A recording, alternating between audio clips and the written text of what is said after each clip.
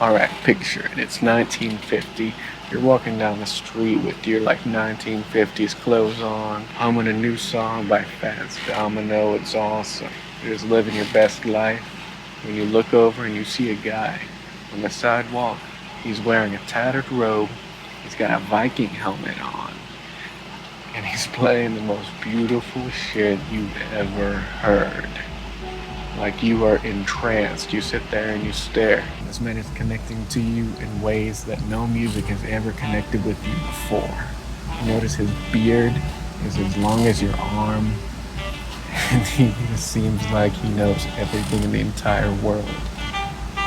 And then you gotta keep walking. You got stuff to do. You gotta go to work. But you were not gonna forget that guy. You just met Moondog.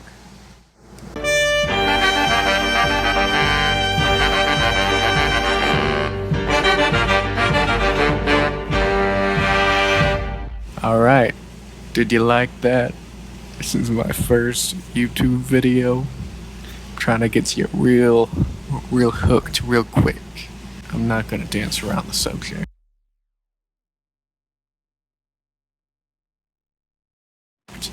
We're talking about Lewis Harden. Lewis Harden was Moondog before Moondog was Moondog. He was born in Kansas on May 26, 1916, but he grew up in Wyoming for a bit. Then he moved again. He moved a lot. But from a young age, Lewis loved music. He built his own drum set out of cardboard whenever he was 5 years old. And that was just the beginning, dude. He started with percussion and he ended with orchestras. He was a conductor for orchestras. Along the way, he invented a ton of instruments, and he befriended legendary musicians like Charlie Parker, and he had his song covered by Janis Joplin, and he was really respected by Frank Zappa. I don't remember the story or what Frank Zappa did with him, but he was respected by him. I can't find a lot about his childhood until he was 16, but there is this one story that's everywhere, all over the internet, about how he visited an Arapaho Sundance. I really hope I'm pronouncing that right. I'm just going off the Google definition here, and I'm reading it off of my little slideshow that I made. At the Arapaho Sundance, he sat on the lap of Chief Yellowcalf and played a tom-tom. I don't know how old he was here, but he really liked drums. He was a really big percussion guy. It's hard to find anything about Chief Yellowcalf online because I think he died in 1927, I want to say, I read. I didn't write it down for some reason. But from what I did read, he was an extremely important leader in the Arapaho tribe. And I did find an interesting story that's kind of recent. It was from last year, where the headdress of Chief Yellowcalf was uncovered to the tribe after 100 years after it was stolen around 1923 for some movie that I'm not going to give any clout because don't watch the movie. Currently, the museum that it was donated to won't release the headdress, but Allison, and please excuse me if I don't put the right pronunciation, Allison White Eagle Sounding Sides is working with the team at stealingculture.org to return the headdress to the tribe. The link will be in the description. You can donate to their efforts. It seems really honest. The Arapaho Sundance is a ceremony, from what I read, that is practiced by many tribes, such as the Arapahos, the Cheyennes, I think that's how you say it, I'm sorry, the Blackfoot, and the Sioux. I'm terrible at pronouncing, I'm sorry. And many other indigenous people of the Great Plains. The ceremony varied a lot between tribes, but from what I can tell, it acted as a connection to spiritual powers and was supposed to bring well-being to their families and people. Alright, I'm gonna be real with you for a second. I'm not looking in the right place. I got my light in the way of my big slideshow thing. Whenever I look up here, that's the mirror to make sure that I'm still in the right place here. Whenever I look over here, that's for my slideshow. That's so that I can make sure I'm talking about, the right stuff. I also have a big old ring light. The ceremony varied a lot between tribes, but from what I can tell, it acted as a connection to spiritual powers and was supposed to bring well-being to their families and people. The ceremony involves dancing and performing rituals of well-being inside a special structure like a medicine lodge. There's a big focus on sacrifice, from what I read, with most participants fasting alongside intense dancing for hours or days on end as their sacrifice in exchange for the well-being of their people. Some tribes practice piercing, which you'll find if you Google it, but I mean, that wasn't all of them, that was just some tribes. They pierced their skin during the rituals, and they would attach piercing of metal that was in their skin to a rope and attach that rope to something super heavy, like a bull skull or something, and it would either be their chest or their back, from what I read. And they would just have to pull it until their skin broke, or they passed out from exhaustion, or they got to where they were trying to pull it to. And that was their sacrifice, and they felt that that's... I mean, this is still... I'm not sure, I couldn't be for sure, but the Arapa Sundance, I mean, Sundances aren't just an Arapa thing, but like, the ceremony is still happening around for a bunch of tribes, and I want to be as respectful as possible. I know that the United States banned participation in the ritual through the Indian Act, is what it's called, around 1895, alongside the myriad of injustices against the native people, with this ban being lifted around 1951. Yeah. Back to Moondog. That's really interesting to me. I didn't know any of that stuff whenever I was looking at the Moondog. Anyway, when Louis was 16 years old, he was exploring the fields around his house. He was going for a walk, because what else are you supposed to do in the 1930s? And he found this metal object on the ground. Now, being a 16-year-old kid, he picked it up, started playing with the object. I don't know. Nobody will tell me for sure. Someone said he threw it around. I don't think he threw it around. He was at least looking at it, though. Point is, it blew up in his face. It was a dynamite cap. He just lost his vision instantly. I mean, he was okay other than that, which I don't really understand how strong a dynamite cap is or anything like that, but that... Louis was pretty lucky, I think, that he survived. But he did lose his vision at 16 years old after having vision for 16 years. The accident didn't stop him at all. He learned Braille, and with the help of his sister, he learned a ton of philosophical, scientific, mythological stories. Blindness led him to love music even more than he did before. Before, he loved music and percussion. Since he loved drums, he loved rhythm. His dad was into marching for some reason. He was some kind of minister, is what I learned. I don't know for sure, but he loved rhythm. After the accident, he became fixated on conducting and composition for orchestras and symphonies, and it was his dream. Louis kept on going. He went to a school for the blind in Iowa, and he was taught multiple instruments, music theory, and ear training, because he had to rely on his ears a lot more now. He moved to Memphis, which I don't know how many movings that is, but I'm assuming this is after he graduated. He moved to Memphis, where there's not a lot of info on this that I can find. He married a rich, elderly woman, got him funding for his musical efforts through her social circle. So that means that, like, she just asked her friend, who was also rich, I'm assuming, if she'll pay for her. He had to be like 20 years old. All of his album, it's like a rap album. Nowadays, Moondog was not making a rap album. I was kidding. They gave him money, but then in like 6 months to a year, they broke up. I will always love you. So, being broke, Louis moved to New York City. Face bitches pop out when it's dark. I ain't finna waste time if I don't feel a spark on sight. That pussy gon' make me want fight. Gotta go wipe it up. That pussy gon' bite. 8 shows and I come home for the payroll. Man, I got hoes that want ass on my dick go. I'm a trooper. I'ma strike like a paid blow. If I need some money, then I'ma make up. Ay. In 1947, he was 27 years old. He set up his drum outside of Carnegie Hall and just started playing. He did that pretty often, and people just started to notice that he's kind of talented. Artur Rodzinski in particular, offered him the chance to conduct the Philharmonic. Because he was just so talented, apparently people loved him that much that they offered him the chance to. And the Philharmonic's a really, really big deal.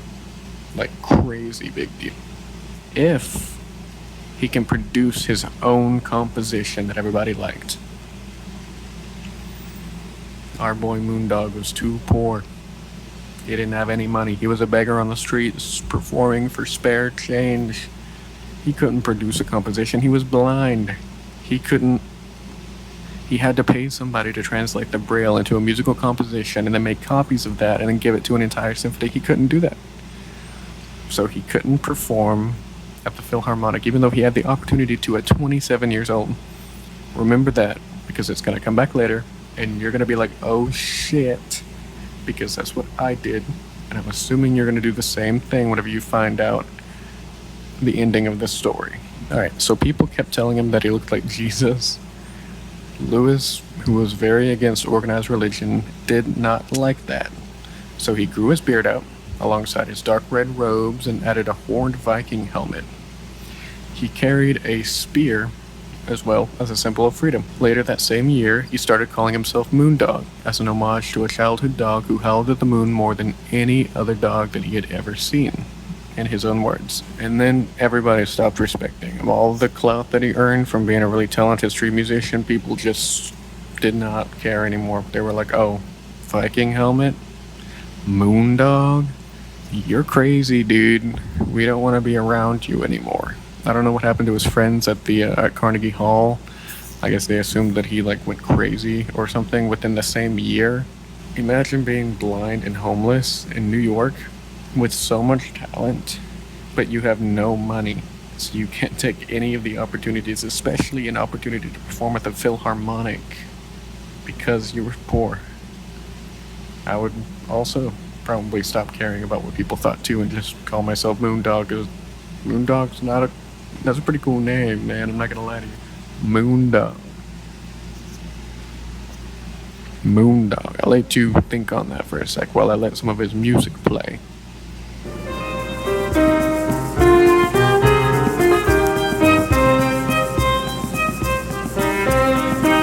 Moondog.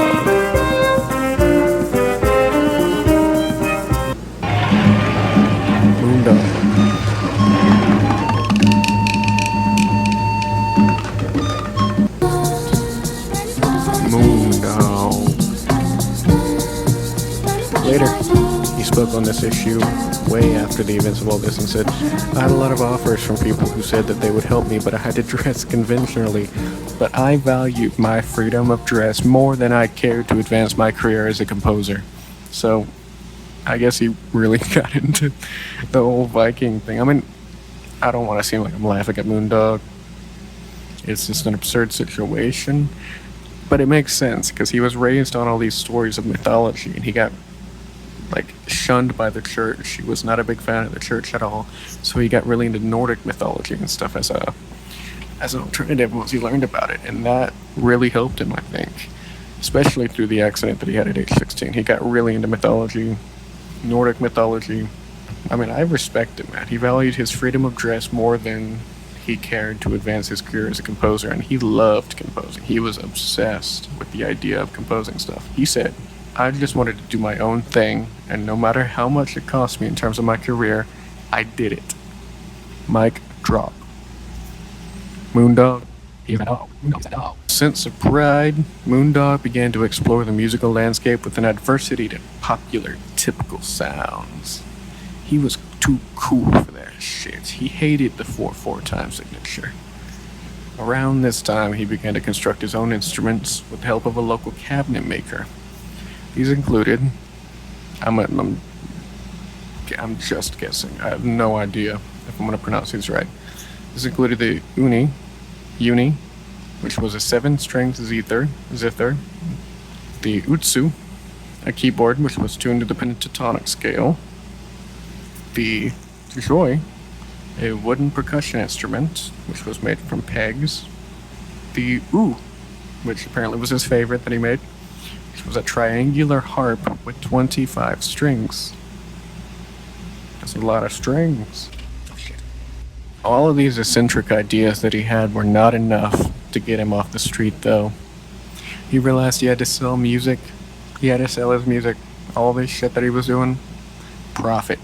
He needed to profit. Side note, somewhere along all of this, he was selling his albums and he enlisted the help of a 10-year-old boy. The boy was just handing out flyers from what I could read, but there's like no information on it at all online, except for the fact that he got arrested because a 10-year-old boy was handing out flyers for him. So I don't know what that's about. About that, I have no clue. That statement is pretty much the only thing I can find on him. It's that he, word for word, got arrested for having the child hand out flyers advertising his work. So I don't know. Let me know about that one. Alongside his records, he handed out poetry written in heptameter couplets. An example of heptameter would be Annabelle by Edgar Allan Poe. People started to realize that Moondog was really talented. Like, he really knew what he was doing musically, and he was not just an eccentric, crazy homeless person. He got the chance to release a full album, Moondog on the Streets of New York, which earned him a favorable review from the New York Times. Well, I say favorable. The public excerpt that I can read online that isn't, hidden behind a paywall because I don't want to pay $5 for it. I'm sorry, Moondog. It doesn't seem very favorable, but it doesn't seem bad. It really just states what he's doing. I'll put it on the screen. Around that time, he met his second wife, Mary Suzuko Viking, who is a large reason for his success as a musician, due to her assistance in cataloging his compositions and transcribing the Braille to musical notation. I don't know about you guys, but I keep forgetting that he's blind. I mean, you guys probably aren't going to keep forgetting because you're just watching like a 10-minute, 20-minute, however long minute video that this is. But I keep forgetting. And every time I read something about him, I'm like, what's so special? But I'm like, oh, he's blind. While he was gaining recognition for his talent, he got into a legal battle with Alan Freed. If you don't know Alan Freed, he was a DJ who spread the importance of rock and roll across the U.S., broke racial barriers in music, and recognized many black artists to be very, very, very talented. Many people say that rock and roll would not be what it is today without him. Like, he turned it from rhythm and blues to rock and roll, which was a more mainstream way of breaking the barriers that came with rhythm and blues. He was inducted into the Rock and Roll Hall of Fame for all the work he did.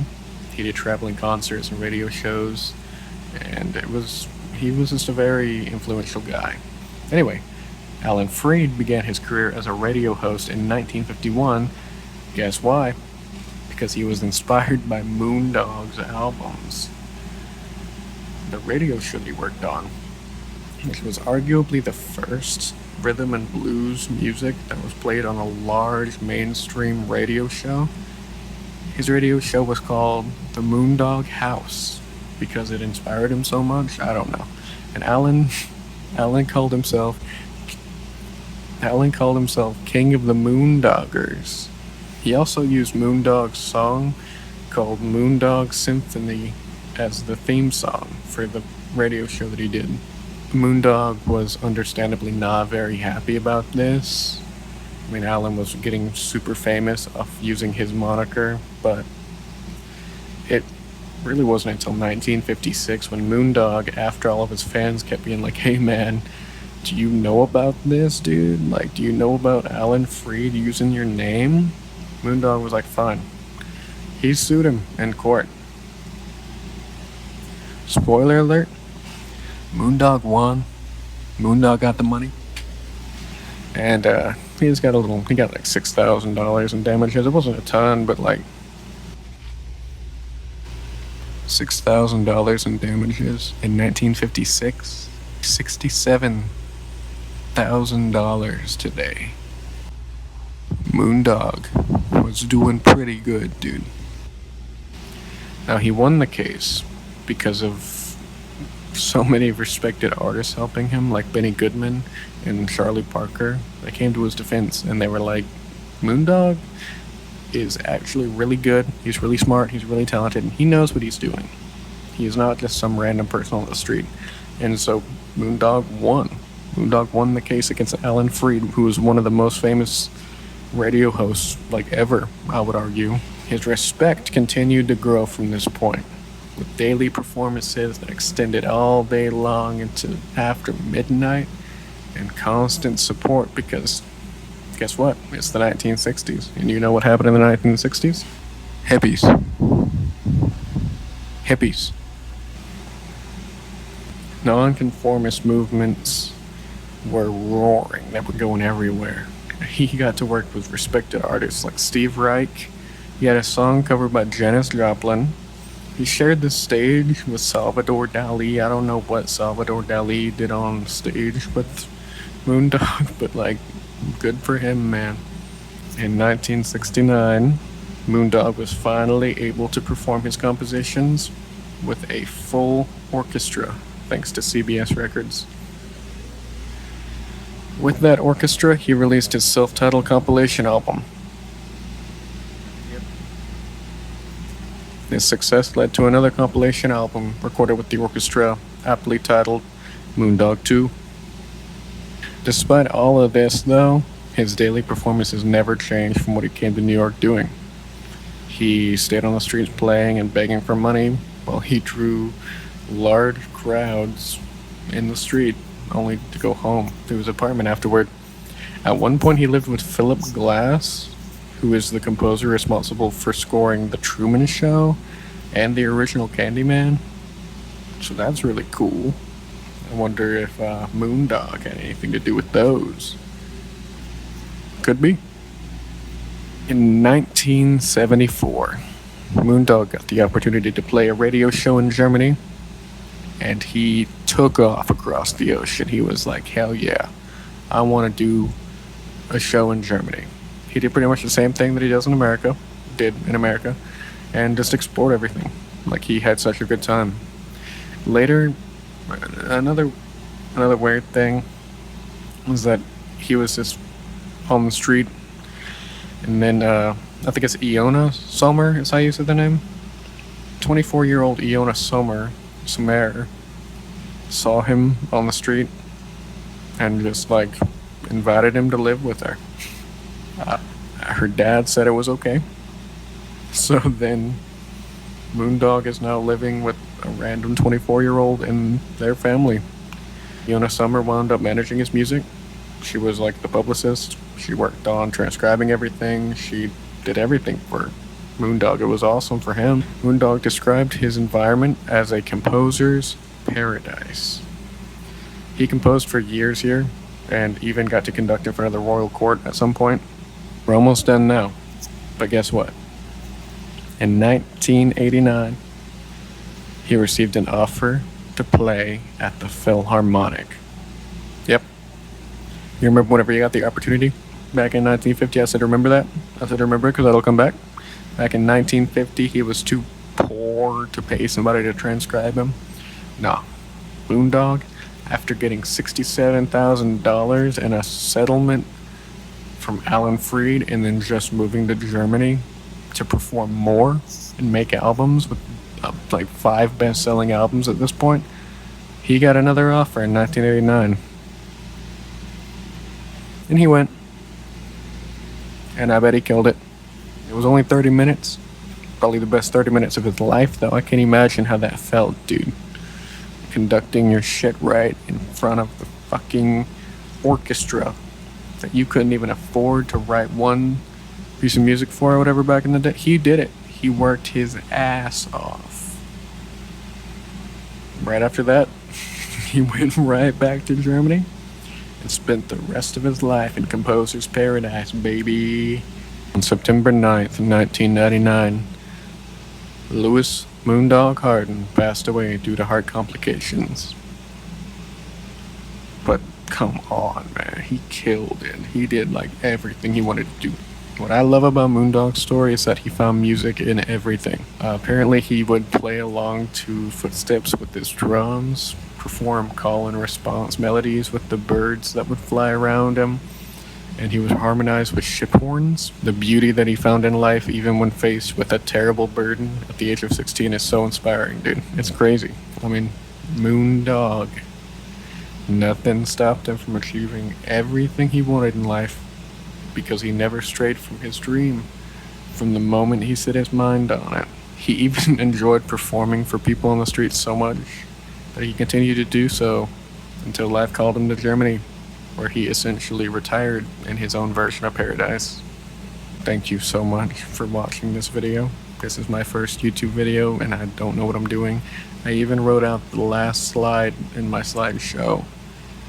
And that's why I'm still looking over. I'm not like, it's not unscripted. I mean, I'm not freestyling it because there's stuff I want to touch on.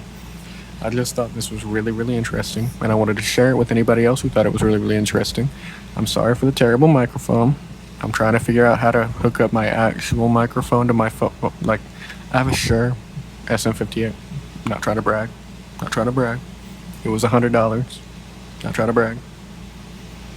I'm trying to figure out, I'm not sure how to hook it up to my phone yet because Apple makes it impossible to hook anything up to Apple stuff that isn't Apple made, but they don't make an Apple microphone except for this little thing. So, I feel like I spent so much time researching Moondog. Like, he needs to be talked about more, I feel like. Unless there was something I missed and he just sucked. But that would suck, because I spent so much time reading about Moondog. It's really an inspiring story, though. It really is. And I feel like I could have also made the same mistake that he did. Just playing with a dynamite cap that I found on the ground. I probably would have done that at the age of 16. There's an amazing article that I'm going to link in the description, written by Zachary Crockett, whose Twitter I will also link in the description. That article provided most of the facts that I was reading about. It was an excellent description of his life. I mean, there was other things that I looked at too, but it was really just like the Wikipedia, and then I would click little 1, 2, 3s on there, little citations, and I go to the main page, and it was just like a book about him, and I read a little bit of that book. I'll have information where you can read more about the Sundance rituals and other Native American traditions, if that interests you, along with the link to the Stealing Culture website, where you can donate to, again, if you scroll to the bottom of their website. I am not sponsored or affiliated with the people who run that website, but it just seems like a pretty good cause. Alright, well, thank you guys so much for watching. I hope somebody watches it. And cut.